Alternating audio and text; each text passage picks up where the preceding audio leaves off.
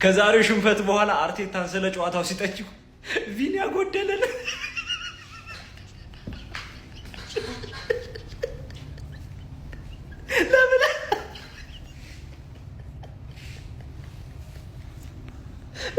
ለምን በጣም ይግድ ባለጌ።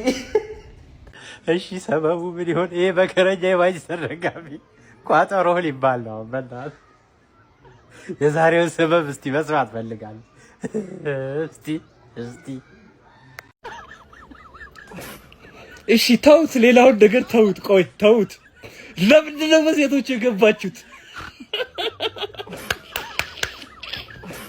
ምን ሆናችሁ? ወንዶች የት ሄዱ? ዛሬ ወንዶች ቀን ነው እንዴ ነገር?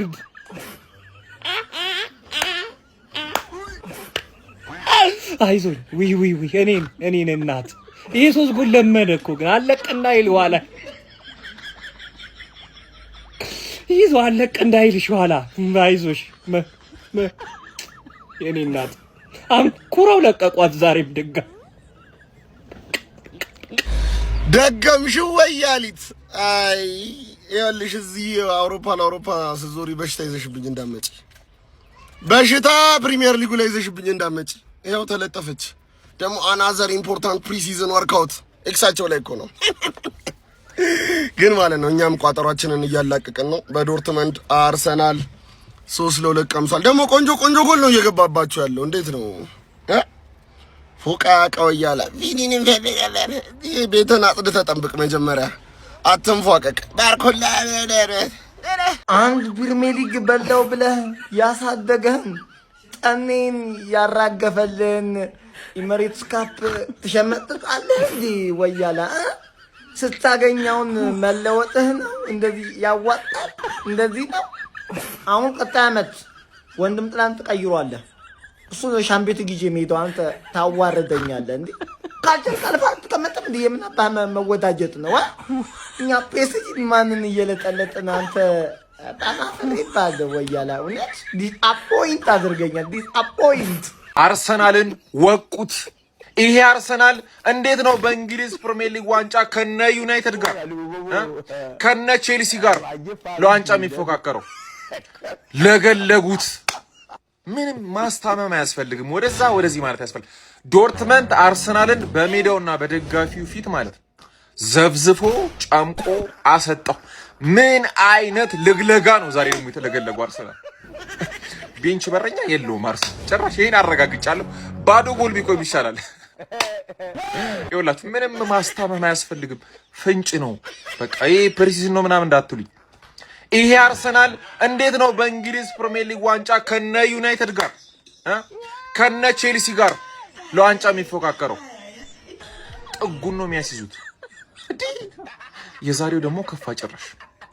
ዞሊስ ጥሩ ነው። ፔናልቲም ተሻሽሏል አርሰናል። ቀሉ ቀልድ ነው። ከዚህ በኋላ ግን ቀልድ የለም። ፕሪሚየር ሊግ ከጀመረ በኋላ እንደዚህ አንቀልድም ጎበዛም። አሁን ራያን እንዴት ነው ቻምፒየንስ ሊግ ፕሪሚየር ሊግ ካራቡ ካፕ እና ኤፍኤ ካፕ አንተ ብቻ ነው የምትጫወተው? ምክንያቱም ሌላኛው በረጁ ለሁለት ካሉኑ በስተቀር አይችሉም። አርሰናል አንድም ሁለትም ሶስትም አራትም ዋንጫ መብለክ ከፈለገ አንተ ብቻህን ነው መግባት ያለብህ ብለህ እንዴት ነው ለሱ የምናስረዳው? ሌላው ደግሞ ማጋለሽ ያለ ባዶ ነው እንዴ ታዲያ? ሁለተኛው ጎል ምንድነው? እንዴት ነው እንደዛ ሊገባብክ ይቻለው እንዴ? ማርክ ማድረግ እንዴት ነው የሚከብድክ? በቃ ያለ ሳሊባ አይሆንልህም ማለት ነው። ሌላኛው ደግሞ ራይስ አርሰናል ያለንተ ባዶ ነው። በቃ ና ግባ፣ እንዴትም ሆነ ተጫወት። ከፈለክ ኳስ አትንካቁም። በቃ ዝም ብለክ እንዴ ባዶ እኮ ነው ያለንተ እንዴ። ምንድነው የምናደርገው? እሺ እንዴ ኬፓ ኳስ አትፈልግም። በቃ ተወውጣ እንዴ ጄሱስ በቃ እዛ እየጠሩክ ነው። መሄድ ነው ያለብህ እኮ ወንድሜ። ምንድነው እዚህ የምትሰራው? ለምሮ በግድ ውደዱኝ ምናምን የምትለው እንዴ? አንተ የግድ ኮኪ መዛዛፍ መጋበዝ አለበት እንዴ? አንተ እንድትወጣ ምንድነው የምትፈልገው እንዴ? በቃ አርሰናል ይሄንን የምፈልገው። ሲቀጥል በዚህ ዋንጫ ልታበሽቁ ነው የምትችሉት። አትችሉም። እሺ አትችሉም።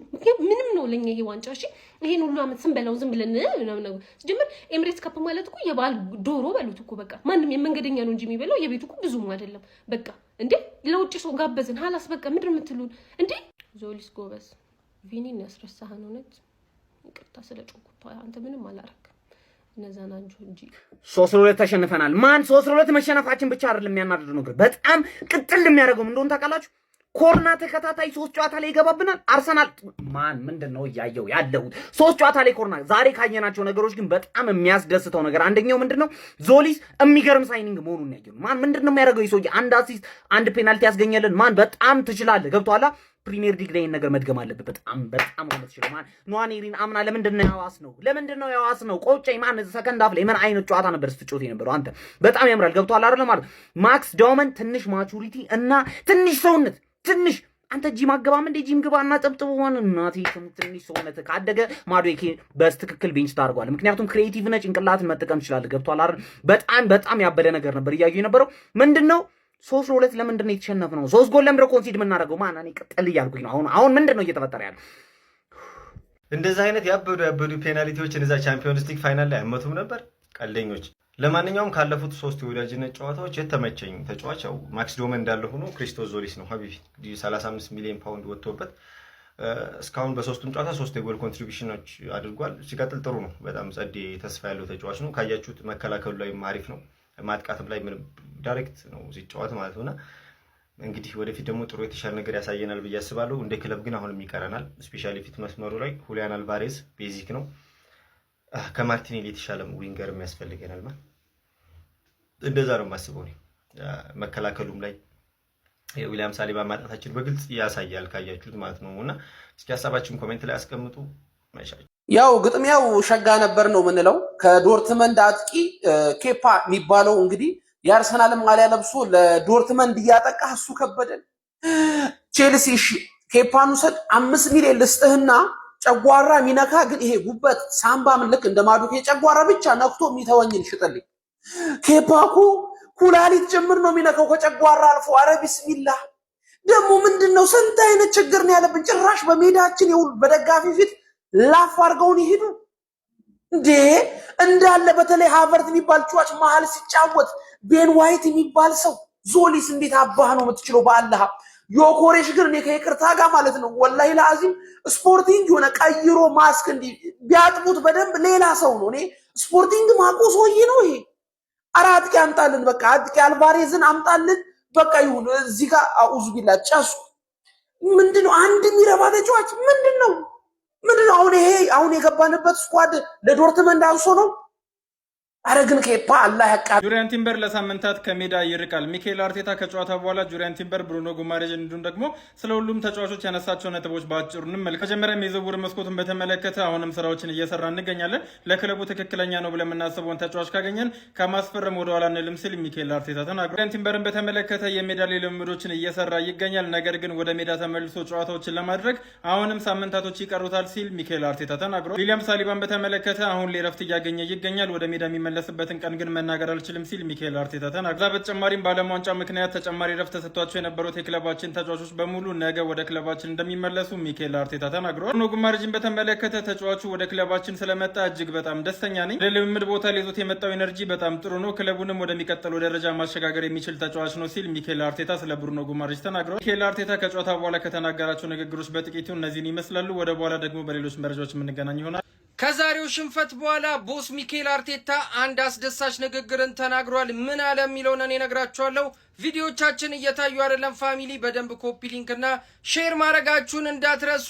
ነገ ሁሉም ተጫዋቾች ወደ ልምምድ ይመለሳሉ። ቲምበር ከሳምንት በኋላ ይመለሳል ሲል ተናግሯል ማለት ነው። ፋሚሊ በደንብ ኮፒ ሊንክ እና ሼር እያረጋችሁ ይመቻችሁ።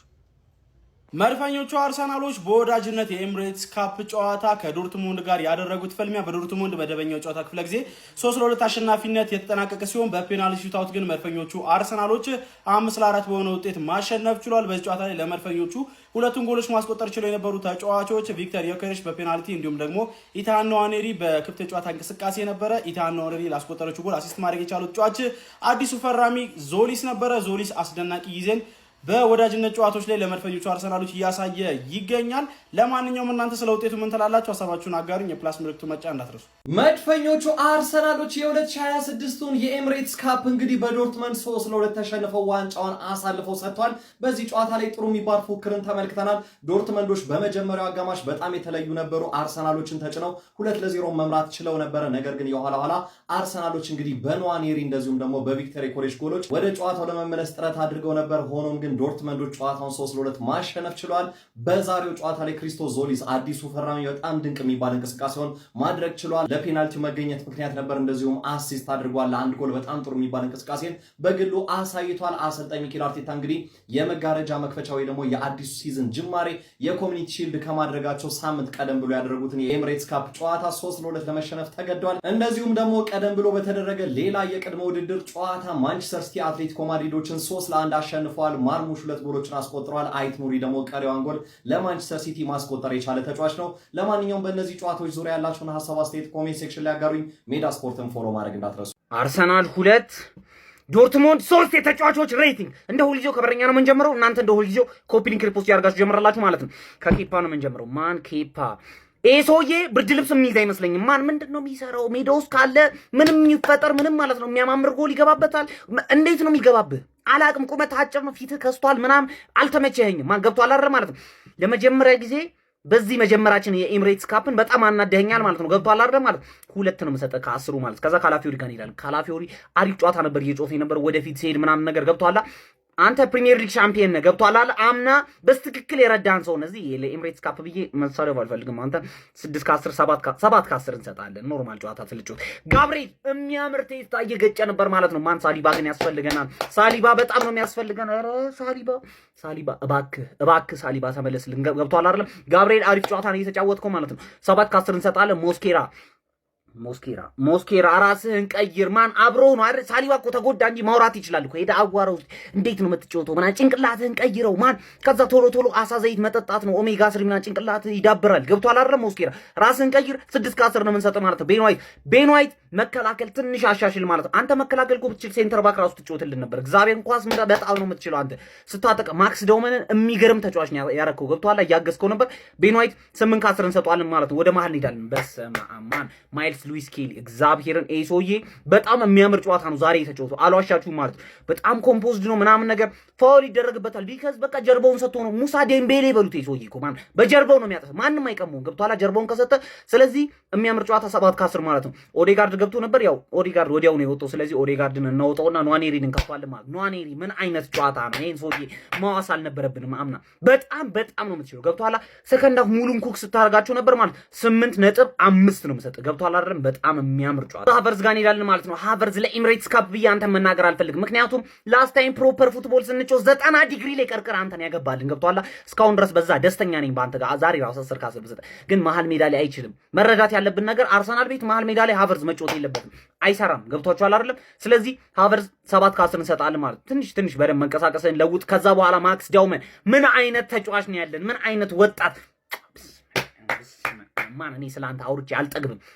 ራሱ የራስን ሃይላይት ስትየው አትደነቅም? አይገርምህም? 16 ዓመት እኮ ነው። በጣም 16 ነው የምሰጠው። ገብቷላ በጣም የሚያምር ጨዋታ ነው ስትጮት የነበረው። ዮኬሬሽ ጋር እንዲላል። ዮኬሬሽና ዳውመን በጣም ያምራል። ገብቷላ የሚሰጠውን ኳስ ምናምን ይሮጥለታል። ዮኬሬሽ ምናምን አሪፍ ጨዋታ ነበር ዛሬ የተጫወትከው። ፔናልቲ ማግብታል ማለት ነው። 9 ከ10 እንሰጣለን። ዞሊስ በስመ አብ ማን አሌክሲስ ሳንቼዝ ነው ተናግሬ ፊቱን ይዩት።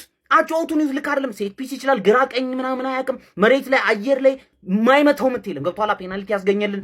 ከዛ በኋላ ደግሞ 1 አሲስት አድርገን በ3 ጨዋታ 3 አሲስት 1 ጎል። ማን እንደዚህ አይነት ሳይኒንግ አይተህ ታውቃለህ? አታውቅም። ለምን ደግሞ አትናገረው? ማን ምን አይነት ተጫዋች 17 ከ10 ገብቷላ በጣም ነው የምትችለው። ምን እንዳለ ሰማሁ ከሽንፈቱ በኋላ ቦስ ሚኬል አርቴታ ሀቢቢ ትክክለኛውን ተጫዋች ገበያ ላይ ካገኘን እሱን ለማስፈረም የምንችለውን ሁሉ እናደርጋለን ብሏል። ሲቀጥልም ነገ ሁሉም ተጫዋቾች ይመለሳሉ ወደ ልምምድ ብሏል። ትናንትና ራያና ቡካዮ ሳካ ወደ ልምምድ ተመልሰዋል ብሏል። ቡርኖንም ስላገኘን በጣም ደስ ብሎናል። አንድ ስቴፕ የሚያሻሽለን ተጫዋች ነው ምናምን ብሏል። ስለ ጁሪያን ቲምበር አሁንም ብዙ ሳምንታቱ ከሜዳ እንደሚርቁ ተናግሯል። ዛአርከኝ ፕሪሲዝን ነው ብላችሁ እንግዲህ ፍሬንድሊ ነው እያላችሁ በየሄዳችሁበት ትገረፋላችሁ። አሶስታችሁ ምን እንደሚሻላቸው እንደሆነ እኔ እንዲህ ያስተማርኳችሁ። ኧረ ተው ግን ተው። አሁን ሊጉ ሊጀምራን ትንሽ አቷጡፉት። ምንድን ነው 2 ሳምንት በታች ነው የቀረው። በቃ ጦፍ እያላችሁ ነው መጮት ያለባችሁ። በአንፊልድ መሰረብ፣ ኤሚሬትስ መሰረብ፣ ቼላው ደግሞ ማሌዥያ።